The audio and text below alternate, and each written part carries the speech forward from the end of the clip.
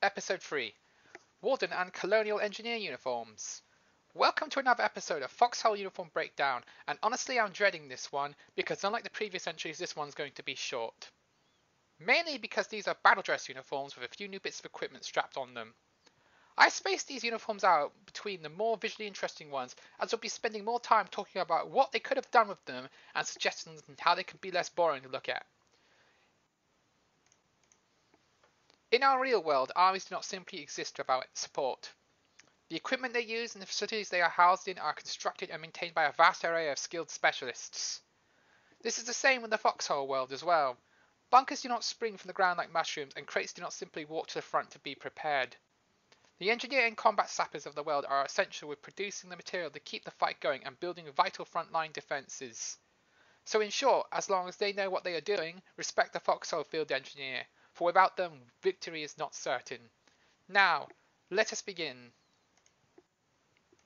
Warden Sapper Gear. Wearing the standard issue barrel dress which we covered in a previous video, the uniform as a whole is sadly almost identical.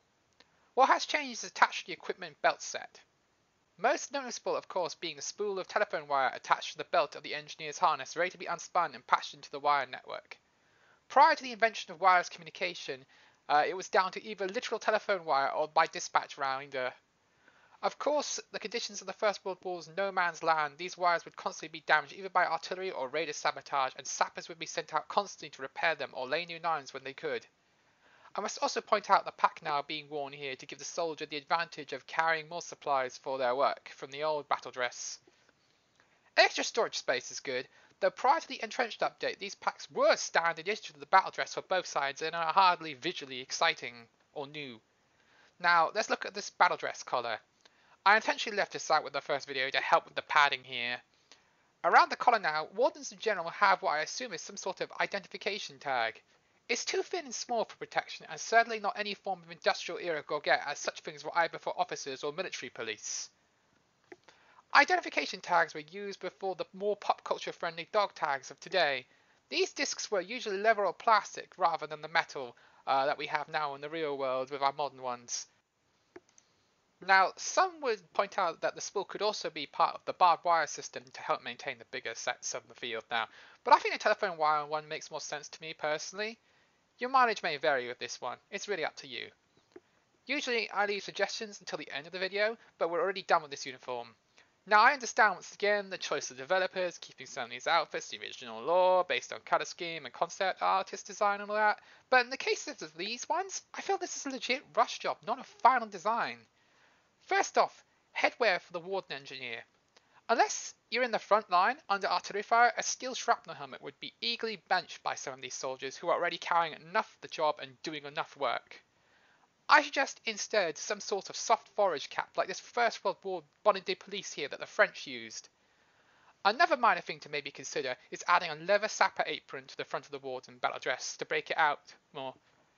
These aprons are thick and have been part of both pioneer and sapper uniforms for centuries for many European-style armies, and provide not only protection but extra carrying space for the overworked frontline scrooper. Perhaps leave the overcoat at home and have the wardens wear a fatigue shirt or tunic instead behind the apron as well. Another thing to maybe consider is ditching the traditional battle dress entirely and rolling with simple blue denim fatigue overalls. I feel these choices alone would give this outfit some much needed character without breaking any illusion that this is a warden uniform. The Colonial Fabry Rucksack. There is almost nothing different from the Colonial Engineer battle dress aside from the old pack being repurposed and some sort of spherical mess tin looking thing attached to the back of the belt. Another out of the blue rant here about the Colonial dress cloak mantle thingy. According to concept artist's blog notes, this thing around the shoulders is constantly referred to as a shawl. This is pretty bad, and whilst you can technically call it anything you want, and you could drape over your shoulders a shawl, this is fair, I refuse to do it in the context of the uniforms and the setting and the background. So sorry Foxhole concept artist, it's just not working for me, mate. So yes, straight into suggestions here once more again. Right off the bat, like I mentioned prior, the heavy shrapnel helmet goes, and in its place we get a US and Commonwealth associated lemon squeezing campaign hat, which could even be turned quite easily into some sort of slouch hat by folding the brim on the side. Next, I will bring in a third used real-world influence of the Colonial Army associated with the Red Army in the real world with the Second World War. Here is the CH's 4-2 Combat Engineer rig. I feel some sort of small improvised diesel punk version of this would work better, this being just a visual appearance thing, not a game mechanic modifier. Lore-wise, make it only suitable for minor protection at best. Hell, it could even be mocked up into a bold leather cuirass and resemble a Fallout franchise style leather armor chest piece. Perhaps it can be combined with the British Army experimental battle jerkin that was used for the D-Day and to turn into some sort of ultimate utility carrier vest. General conclusion. Developing a game is hard work, especially a multiplayer one where the developers are world building on the fly.